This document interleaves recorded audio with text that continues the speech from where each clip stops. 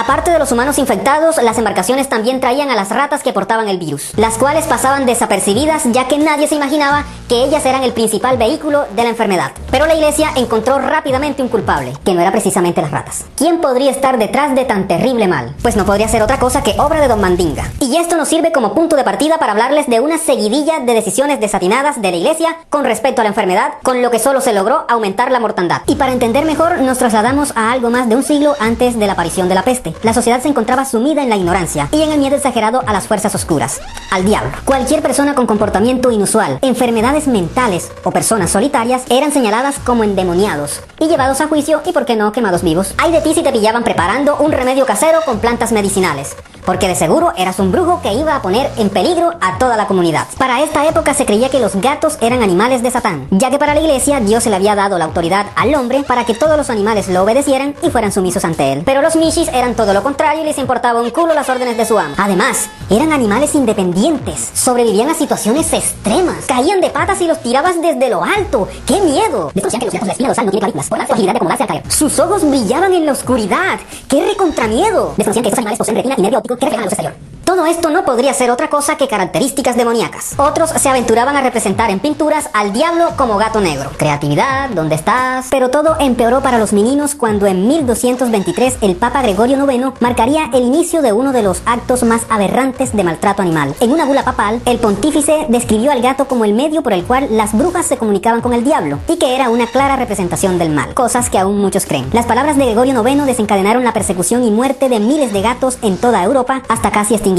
Ya para 1347, cuando la peste entra a Europa, las ratas que portaban el virus se multiplicaban a sus anchas sin su principal predador. La gente moría a granel sin importar la edad, sexo o condición económica, y la enfermedad llegaba a más territorios de una forma muy rápida. Esto se debe en parte a otro gran error del credo. Como la iglesia creía que todo se trataba de una obra del maligno, o que tal vez era un enfado de Dios, organizaba peregrinaciones que iban de ciudad en ciudad buscando agradar a Dios y que de esa manera les retirara el castigo. Lo que no sabían era que la peste mostraba sus síntomas solo en su etapa final, y mientras tanto la persona podría estar contagiada y pasar hasta casi un mes sin mostrar los síntomas físicos. Es así que muchos de los peregrinos ya tenían la peste y la llevaban por donde iban, aunque hay que reconocer que esto sirvió para que muchos no se contagiaran, ya que en muchos casos en su grupo de peregrinaje no iban enfermos, y de esa manera se mantenían al margen de los grupos de riesgo. En las principales ciudades italianas, el número de muerte era tan alto que los andenes de las calles estaban llenos de cadáveres. Todo era un completo caos y, para colmo, la medicina de la época era carente de métodos eficaces. Es más, los conocimientos que los médicos tenían eran teóricos, más no prácticos, y pensaban que todo se debía a alineaciones inusuales de los planetas.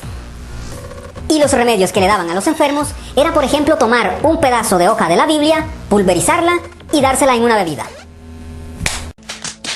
En vista que no se sabía a ciencia cierta cómo era la forma de contagio, los médicos se cubrían con una gruesa capa y colocaban en sus rostros una tétrica máscara que con el tiempo se convirtió en uno de los símbolos de la tragedia. Pero la extraña forma de la máscara tenía un propósito. Para los médicos era posible que la enfermedad entrara al cuerpo a través de la respiración, así que la parte que parecía el pico de un ave era para llenarlo de hojas de diversas plantas que, según ellos, purificaban el aire que respiraban. La forma insalubre de vivir de la gente de la época propiciaba un ambiente perfecto para la peste. Y en ciudades como Venecia, los cuerpos de quienes morían en las calles caían a los canales de donde tomaban el agua para consumo. Era hora de tomar medidas drásticas, pues todos corrían el riesgo de morir. Es así que en el caso particular de Venecia, las autoridades toman una isla a las afueras de la ciudad que antes había servido como cementerio para los muertos de guerras pasadas, y la habilitaron para llevar hasta allí los muertos de la peste. Esa isla es Poveglia, famosa porque mucho tiempo después de la peste fue construido allí un hospital psiquiátrico donde pasaron cosas dignas de las más horripilantes películas de terror jamás filmadas, y de la que hoy se dice que es uno de los lugares más terroríficos y paranormales del planeta. Se hicieron zanjas de hasta 100 metros donde tiraban a los miles de cuerpos y les prendían fuego, pero la gente seguía muriendo en cantidades abrumadoras, así que ante el desespero empezaron a llevar hasta la isla a todo aquel que presentara síntomas sospechosos. Las autoridades entraban a las casas y se llevaban en contra de la voluntad de sus familias a todo aquel que presentara aunque fuera un resfriado leve. Los llevaban a Poveglia y una vez en la isla, los que no estaban enfermos sí que se contagiaban